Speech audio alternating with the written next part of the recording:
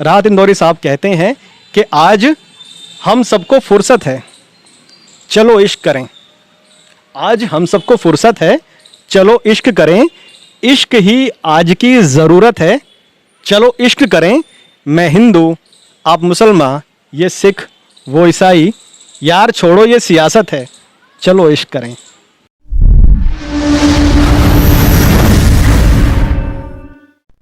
नमस्कार, आप देख रहे हैं नवयुग टीवी और मैं हूं आपके साथ अभिनव कुमार। आज हम आज़ादी के अमृत महोत्सव पे चर्चा करेंगे। जी हाँ, क्योंकि जिस तरीके से हमारा देश आज़ादी का अमृत महोत्सव मना रहा है और यह अपने आप में खास हो जाता है क्योंकि हमारा देश आज़ादी का 75वां वर्षगांठ मना रहा है। तो इसी क्रम में आज हमारे साथ बातचीत करने के लिए के शंकर सौम्य हैं, जो कि एक साहित्यकार हैं और कवि के साथ साथ संपादक और प्रकाशक भी हैं। तो आइए आज हम इनसे बातचीत करते हैं और देखते हैं कि आम तौर पर इनके हिसाब से आज़ादी के अमृत महोत्सव क्या मकसद है और देशभक्ति का क्या मतलब है, और साथ साथ इनसे हम कुछ कविता की कुछ पंक्तियां भी सुनेंगे और देखते हैं इनका क्या कुछ कहना है। सबसे पहले तो आपका बहुत बहुत शुक्रिया सर समय देने के लिए। जी बहुत धन्यवाद आपका, बहुत बहुत शुक्रिया। और नवयुग टीवी देखने वाले सभी साथियों को स्वतंत्रता दिवस की बहुत बहुत शुभकामनाएं। हम आपसे जानने की कोशिश करते हैं कि आप एक कवि हैं, क्योंकि कवि के हृदय में हमेशा द्वंद्व उठते रहता है, तभी वो कुछ लिख पाते हैं। तो आपसे हम जानने की कोशिश करते हैं कि असली मतलब आपके हिसाब से देशभक्ति का असली मतलब क्या है। तो साथियों, ऐसा ज़रूरी नहीं है कि देशभक्ति बताने के लिए हम सरहद पे जाकर के दुश्मनों से लड़ें, ऐसा ज़रूरी नहीं है। जो भी हम फिलहाल काम कर रहे हैं उसको पूरी लगन से, पूरी मेहनत से और पूरे फोकस के साथ करें, जिससे कि हम अपने काम में बेहतर हो सकें। और जैसे जैसे हम छोटे लेवल पे भी अपने काम में बेहतर होते हैं तो वो थोड़ी थोड़ी चीज़ें भी देश के लिए एक बड़ा प्रोडक्ट बनाती हैं। वो थोड़ी थोड़ी चीज़ें भी देश के आर्थिक रूप से देश के लिए एक बड़ी इन्वॉल्वमेंट होती है। तो देशभक्ति का अर्थ ये भी है कि हम अपने देश के प्रति जवाबदेह कितने हैं, देश के प्रति जिम्मेदार कितने हैं। आज़ादी का मतलब ये नहीं है कि हम जो मर्जी करें। आज़ादी का मतलब ये भी है कि हमारे जो कर्तव्य हैं देश के प्रति वो हम निभाएं। तो देश के प्रति हमारी जो जिम्मेदारी, हमारा जो दायित्व है, वो भी हमें देशभक्त बनाता है। अगर अब देशभक्ति की शुरुआत हो ही गई तो कुछ आपसे हम देशभक्ति की कुछ पंक्तियां सुनना चाहते हैं। बिल्कुल, देशभक्ति की पंक्तियों में मैं यही कहूँगा कि देशभक्ति ज्वाल पर मिट मिट चला हर एक पतंगा। देशभक्ति ज्वाल पर मिट मिट चला हर एक पतंगा, ताकि पौरुष के रंगों में राष्ट्र हो ये रंग बिरंगा, और देश दुनिया या कि फिर हो ये सकल आकाश गंगा। देश दुनिया या कि फिर हो ये सकल आकाश गंगा, और ऊंचा हो तिरंगा। तो दोस्तों, तिरंगा रहे ऊंचा, ऐसे ही उसके लिए हमें करने हैं अच्छे अच्छे काम, बेहतर बने, एक अच्छे इंसान बने, एक अच्छे नागरिक बने, जागरूक बने और देश का जो विकास है उसमें अपनी भूमिका निभाएं। ये बहुत बड़ी बात है और बहुत ज़रूरी बात है। हम बेशक आज़ादी का अमृत महोत्सव मना रहे हैं, अभी हमारा देश आज़ादी का 75वां वर्षगांठ मना रहा है, लेकिन एक चीज़ जो हमें हमेशा खलती है, क्योंकि भले हम आज़ाद हो चुके हैं लेकिन एक विचारधारा से हम आज़ाद नहीं हो पाए। कि बात है, किसी भी बात को हम हिंदू मुस्लिम से कनेक्ट कर देते हैं। तो आप कवि हैं, जब आप इस तरीके की बात हमारे समाज में या फिर देखते हो इस तरीके की घटना, तो आपको क्या लगता है? देखिए, अगर आपने कहा मैं कवि हूँ, और अगर मैं कवि हूँ तो मैं ना हिंदू हूँ ना मुस्लिम हूँ, मैं एक कवि हूँ और मैं एक मनुष्य हूँ। दरअसल क्या है कि ये हिंदू मुस्लिम और कौन किस जाति का है, कौन किस समुदाय का है, ये इन सब चीज़ों में ध्यान रख करके होना कुछ नहीं है। बात यह है कि जब एक क्रिकेट टीम मैदान में उतरती है तो उस क्रिकेट टीम के जितने 11 लोग हैं सबकी अपनी जिम्मेदारी होती है, और जब सब लोग मिलजुल कर खेलते हैं तो टीम जीतती है। उसी तरह से टीम इंडिया तब जीतेगी जब हर व्यक्ति, हर समुदाय का, हर जाति का मिलजुल कर एक आपसी सामंजस्य बिठा करके काम करेगा। कौन हिंदू है, कौन मुस्लिम है, ये उसका व्यक्तिगत इशू हो सकता है। मैं किस धर्म से हूँ, ये मेरा व्यक्तिगत इशू है यार। ये देश में और समाज में इस चीज़ से बहुत मतलब होना भी नहीं चाहिए कि कौन किस समुदाय का है। तो देश को अगर आगे ले जाना है और विकास करना है, अगर कुछ बेहतर करना है, तो सबसे पहले इस जंजाल से निकलना पड़ेगा कि कौन हिंदू है, कौन मुस्लिम है, क्योंकि इन सब बातों में कुछ नहीं रखा है।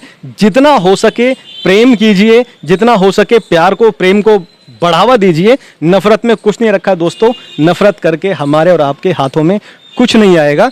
राहत इंदौरी साहब कहते हैं कि आज हम सबको फुर्सत है, चलो इश्क करें।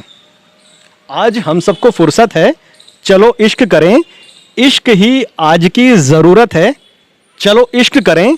मैं हिंदू, आप मुसलमान, ये सिख, वो ईसाई, यार छोड़ो ये सियासत है, चलो इश्क करें।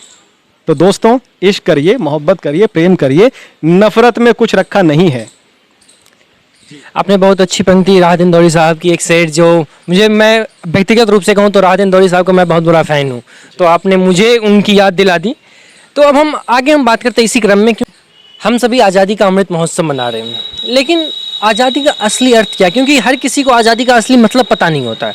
तो आप जरा हमारे दर्शकों को आज़ादी का मतलब बताइए, आज़ादी का असली मतलब होता क्या है?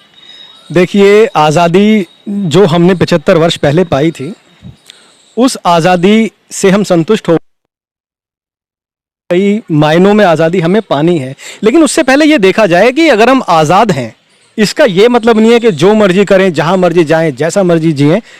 आज़ादी ज़रूरी है, लेकिन देश के प्रति जो हमारे कर्तव्य हैं वो भी ज़रूरी है, हमारी ड्यूटीज़ जो हैं वो भी ज़रूरी है। बहुत अधिक आज़ादी इंसान को ख़राब भी करती है, लेकिन हाँ, एक आज़ादी की लड़ाई अभी बाकी है, वो ये है आज़ाद मानसिकता हो, आज़ाद सोच हो, और आर्थिक रूप से आज़ाद हो आदमी। हर आदमी देश का आर्थिक रूप से आज़ाद हो, उसको 2 वक्त की रोटी के लिए या बहुत बेसिक चीज़ों के लिए सोचना ना पड़े, इतनी उसको आर्थिक आज़ादी मिल सके।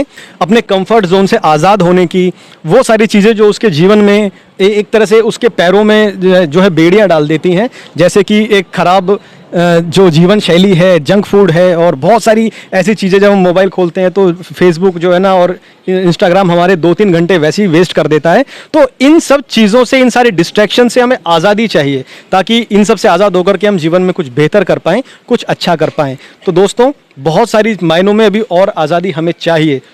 तोड़ करके फेंक दीजिए उन जंजीरों को जो आपको रोकती हैं आपके लक्ष्य को पाने के लिए, और आज़ाद होइए।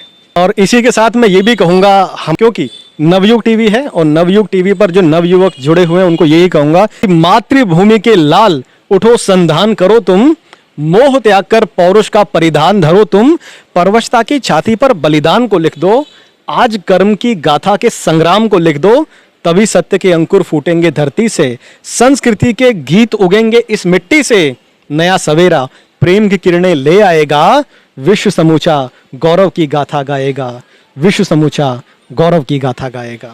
मिल के बहुत अच्छा लगा, और आपकी कविता की हर एक पंक्तियाँ बहुत कुछ सीखने को मजबूर कर देती है इंसान को।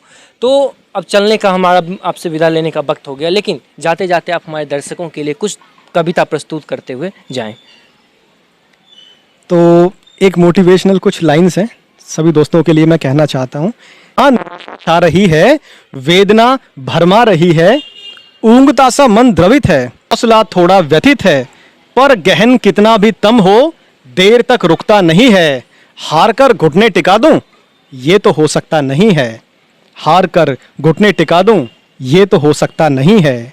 हाँ, बहे हैं चंद आंसू, भावनाएं हैं बेकाबू, स्वप्न में है कैद नींदें, मुंह चिढ़ाती है उम्मीदें, पर बिना संघर्ष के कोई विजय लिखता नहीं है, हार कर घुटने टिका दूं, ये तो हो सकता नहीं है, हार कर घुटने टिका दूं, ये तो हो सकता नहीं है। तो दोस्तों, चलिए और अंत छोर तक चलिए और सफलता को प्राप्त करिए, ऐसी मैं उम्मीद करता हूं आपके लिए, और ईश्वर से ऐसी प्रार्थना करता हूं, और आप सभी को चलते चलते स्वतंत्रता दिवस की बहुत बहुत शुभकामनाएं।